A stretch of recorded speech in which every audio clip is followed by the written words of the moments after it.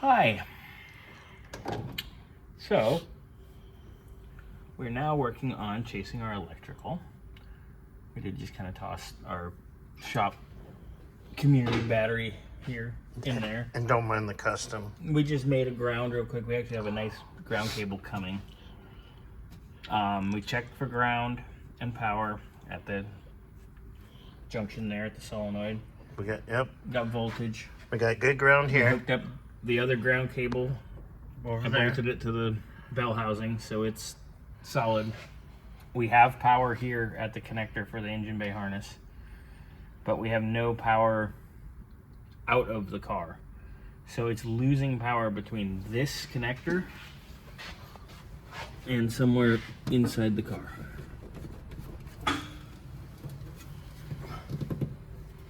So it's one of those things where I don't quite know